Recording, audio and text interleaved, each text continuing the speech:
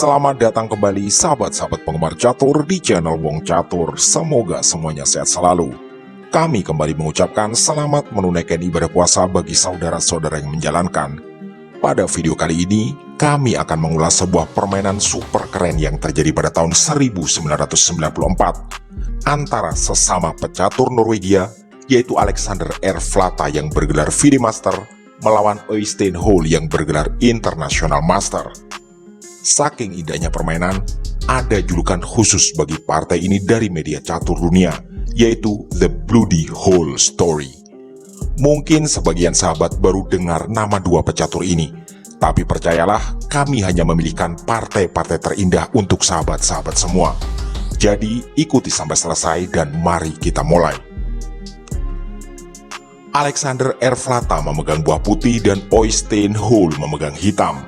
Permainan dimulai dengan pion E4 dan C6. Kemudian pion D4 dan pion D5 mengajak pertukaran. Flata menolak dan memilih pion F3 memberi pengawalan. Formasi ini disebut Karokan Defense Marozzi Gambit. Hitam menjawab dengan pion E6. Sampai langkah ketiga, kedua kubu belum mengembangkan satupun perwiranya. Putih kemudian melanjutkan kuda C3 dan dijawab dengan kuda F6. Flata lalu mendorong gajah gelapnya ke petak E3. Øystein Hoel menjawab gajah ke E7 untuk persiapan rokade. Putih lanjut gajah terang ke D3. Di langkah ke-6, hitam alias Øystein Hoel melakukan rokade sayap raja. Putih kemudian mendorong pion E5 memberi ancaman pada kuda. Øystein Hoel menyelamatkan kudanya dengan bergeser ke petak D7. Alexander R. Flata lalu kuda C ke E2. Hitam memberi jawaban pion C5 menantang pertukaran di petak pusat. Putih kembali menolak dan memilih pion C3 memberi pengawalan. Hitam kuda C6. Sampai langkah ke-9 ini belum sekalipun terjadi pertukaran. Alexander R. Flata pion F4 dan hitam menjawab dengan pertukaran pertama. Pion kali pion D4. Putih merespon kuda kali pion, kali ini sambil menantang pertukaran kuda. Hitam lanjut kuda C5 memberi ancaman pada gajah. Putih memundurkan gajah terangnya ke petak C2. Hitam pion F5 membuat petak pusat semakin ramai dan dipukul oleh putih secara en-pasan. Øystein Hoel memberi respon benteng kali pion. Putih kuda G ke F3 membuat ikatan antar kuda. Hitam gajah D6 menambah tekanan pada pion F4. Alexander R. Flata mengabaikan ancaman tersebut dan memilih kuda ke B5 berbalik mengancam gajah. Øystein Hoel memundurkan gajahnya ke petak F8. Di langkah ke-16, putih baru melakukan rokade sayap raja. Hitam menjawab pion A6 menyerang kuda, dan kuda putih menghindar ke D4. Melihat hal tersebut, Øystein Hoel mengembalikan gajahnya ke petak D6. Alexander R. Flata kemudian melakukan pertukaran perwira kuda kali kuda, dan tentu saja dipukul kembali dengan menggunakan pion. Putih lanjut kuda E5 mengancam pion. Hitam memberi pengawalan dengan menteri ke C7 sekaligus menambah tekanan pada kuda. Putih mulai masuk ke jantung pertahanan hitam dengan menteri ke H5. Ini adalah langkah multifungsi, karena memberi ancaman serius pada pion H7 dengan dukungan gajah, memberi ancaman skak di E8, sekaligus menambah penjagaan untuk kuda di E5. Øystein Hoel merespon dengan jawaban paling logis, yaitu mendorong pion G6 menyerang menteri. Menteri putih menghindar ke G5. Hitam merespon gajah E7 memberi penjagaan sekaligus ancaman menyerang menteri dengan membuka bentengnya. Alexander R. Flata ternyata tidak menggeser menteri dan lebih memilih menggeser gajah ke D4. Hitam melanjutkan rencana dengan menarik mundur benteng ke F7 sambil gajahnya menyerang menteri. Oke sahabat-sahabat semua, kita sampai di pertanyaan penting. Dalam posisi menterinya terancam, kemanakah langkah terbaik yang akan diambil oleh Alexander R. Flata? Menggeser menterinya ke petak mana? atau ada langkah lain yang nantinya begitu menentukan dalam permainan ini?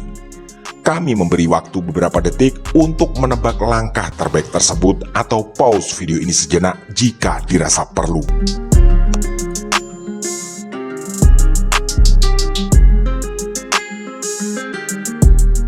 Yap, jawabannya adalah keputusan luar biasa cerdas. Putih tidak menggeser menteri melainkan kuda kali benteng. Artinya dengan kesadaran penuh serta perhitungan matang, Alexander Erflata mengorbankan menterinya.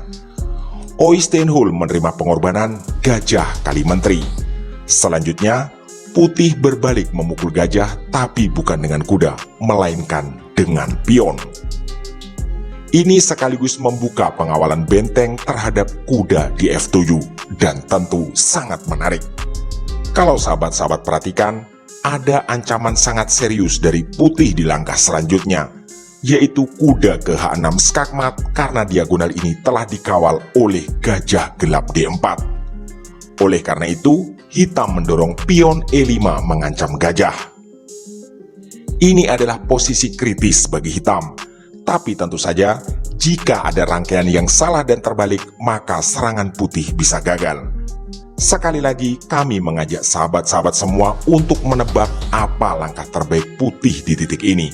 Atau lebih tepatnya, langkah apa yang harus diambil terlebih dahulu. Pause lagi video ini sejenak jika dirasa perlu.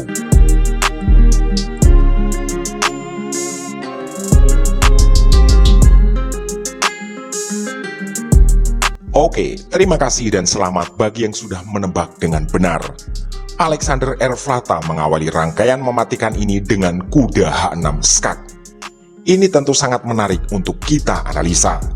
Hanya ada dua petak pelarian bagi Raja Hitam, yaitu H8 dan G7.